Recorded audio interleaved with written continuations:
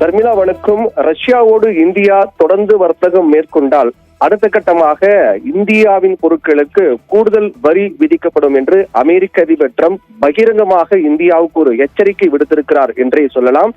ஏனென்றால் தொடர்ச்சியாக Russia Ukraine இடையிலான போரை முடிவு கொண்டு வரும் வகையில் அமெரிக்க அதிபர் டிரம்ப் பல்வேறு நடவடிக்கைகள் மேற்கொண்டு வருகிறார். குறிப்பாக பல்வேறு அமைதி ஒப்பந்தங்கள்லாம் ஏற்பாடு செய்யப்பட்டு போரை முடிவுக்கு கொண்டு வரக்கூடிய பணிகளில் அமெரிக்க அதிபர் டிரம்ப் மிக தீவிரமாக ஈடுபட்டு வருகிறார்.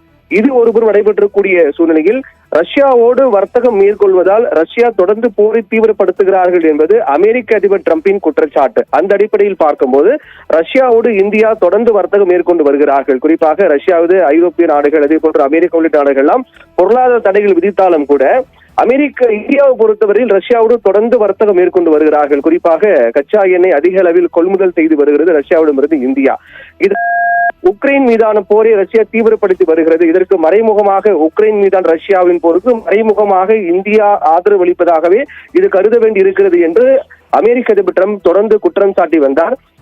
அதன் அடிப்படையில் தான் வரி விதிப்பு தொடர்பாக முக்கிய அறிவிப்பு ஒன்று வெளியிடும் போது கடந்த ஆகஸ்ட் மாதம் மிக முக்கியமான வரி விதிப்பு தொடர்பான அறிவிப்பை அமெரிக்க அதிபர் டிரம்ப் வெளியிடுகிறார். அந்த அறிவிப்பில் இந்தியாவினுடைய பொருட்களுக்கு அமெரிக்காவில் 25% வரி விதிக்கப்படுகிறது என்றும் பரஸ்பர வரி விதிப்பாக இது இருக்கும் என்றும் மேற்கொண்டு 25% வரி என்பது ரஷ்யாவோடு இந்தியா வர்த்தகம் மேற்கொள்வதால் 25% என்பது ஒரு தண்டனை போன்று இது கருதப்பட்டு அறிவிக்கப்படுவது என்றும் தெரிவித்தனர். ஆக மொத்த இந்தியாவின் பொருட்களுக்கு அமெரிக்காவில் 50 விழுக்காடு வரி என்பது விதிக்கப்பட்டது.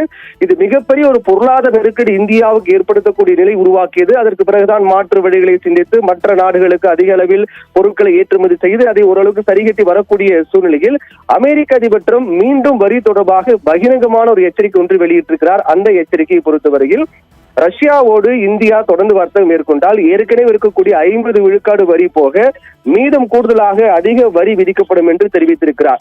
இது தொடர்பாக அவர் செய்தியாளர் சந்திப்பின் போது குறிப்பிட்ட தகவல் என்னவென்றால், இந்தியாவுடைய பிரதமர் நரேந்திர மோடி நல்ல மனிதர், நான் மகிழ்ச்சியாக இல்லை என்பது அவருக்கு தெரியும், என்னை மகிழ்ச்சியாக வைத்துக் கொள்வது என்பது மிக முக்கியம் என்ற வார்த்தையெல்லாம் அவர் பயன்படுத்தி இருக்கின்றார். குறிப்பாக ரஷ்யாவோடு இந்தியா தொடர்ந்து வர்த்தகம் மேற்கொண்டு வருவதால் உக்ரைன் மீதான ரஷ்யாவின் போரை முடிவுக்கு கொண்டு வருவதில் பல்வேறு சிக்கல்கள் இருப்பதாகவும் தாங்கள் தொடர்ந்து பல்வேறு நடவடிக்கைகள் மேற்கொண்டாலும் கூட இந்தியாவுடைய வர்த்தகம் இந்த போருக்கு மிகவும் உதவியாக இருப்பது போன்றுதான் இருக்கிறது என்றெல்லாம் குறிப்பிட்டு பேசியிருக்கிறார்.